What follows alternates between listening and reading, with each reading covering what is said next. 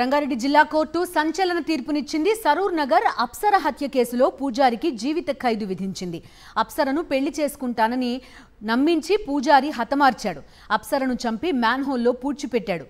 ఈ కేసును విచారించిన రంగారెడ్డి జిల్లా కోర్టు పూజారి సాయికి జీవిత ఖైదు విధించింది. సాక్ష్యాలు మార్చినందుకు మరో 7 ఏళ్లు అదనపు జైలు శిక్ష విధించింది కోర్టు.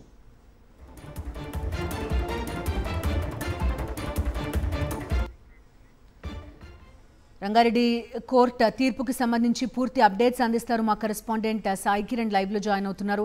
సాయి కిరణ్, చెప్పండి, ఎన్నాళ్ల పాటు ఈ ట్రయల్ నడిచింది, కేసు వివరాలు ఏంటి, ట్రయల్ సందర్భంగా ఎలాంటి అంశాలు వెలుగులోకి వచ్చాయి, అప్డేట్స్ ఏంటి?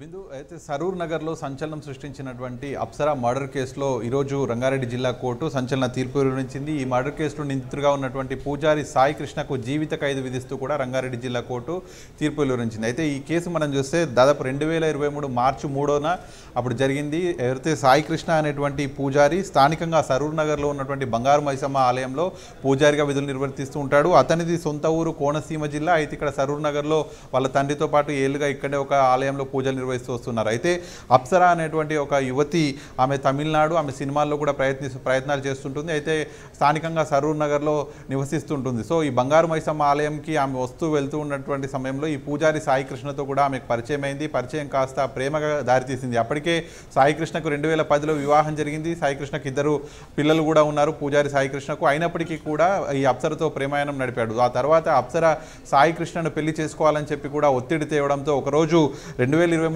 మార్చి 3న ఆమెను కోయంబత్తూరుకు తీసుకెళ్తానని అప్సర ఇంట్లో చెప్పినటువంటి సాయి కృష్ణ కారులో ఆమెను శంషాబాద్ వరకు తీసుకెళ్లాడు. శంషాబాద్ సుల్తాన్పల్లి వద్దకు తీసుకెళ్లిన తర్వాత అక్కడ ఇద్దరి మధ్య గొడవ పెద్దగా మారింది. గొడవ జరిగిన తర్వాత ఆమెను అక్కడ చంపేశాడు. చంపేసి మళ్ళీ తిరిగి అదే కారులో తీసుకొచ్చి అదే సరూర్ నగర్ బంగారు మైసమ్మ ఆలయం వెనకాల ఉన్నటువంటి ఒక ప్రభుత్వ కార్యాలయం ఉంటుంది. ఆ కార్యాలయంలో ఉన్నటువంటి మ్యాన్ హోల్లోనే పడేసి ఎవరికి తెలియకుండా మూత కప్పేసి వెళ్ళిపోయాడు. ఆ తర్వాత అక్కడ అది స్మెల్ వస్తుంది, వాసన వస్తుంది అని చూసిన తర్వాత అక్కడ మట్టి పూర్తిగా వేశాడు. అయినప్పటికీ కూడా అది వాసన వస్తుండడంతో ఆ డెడ్ బాడీని తీసే ప్రయత్నం చేశాడు. కానీ అప్పటికే స్థానికులకు పెద్ద ఎత్తున అక్కడ ఎక్కువగా వాసన రావడంతో పోలీసులకు సమాచారం అందించారు. అప్పటికే వాళ్ళ తల్లి కూడా పోలీసులకు ఫిర్యాదు చేసింది, అప్సర కనిపించట్లేదు. సో మొత్తంగా అప్సరని ఇంటి నుంచి తీసుకెళ్లినటువంటి సాయి కృష్ణ మీదనే అనుమానం వ్యక్తం చేసినటువంటి పోలీసులు కేసును పూర్తిగా దర్యాప్తు చేశారు.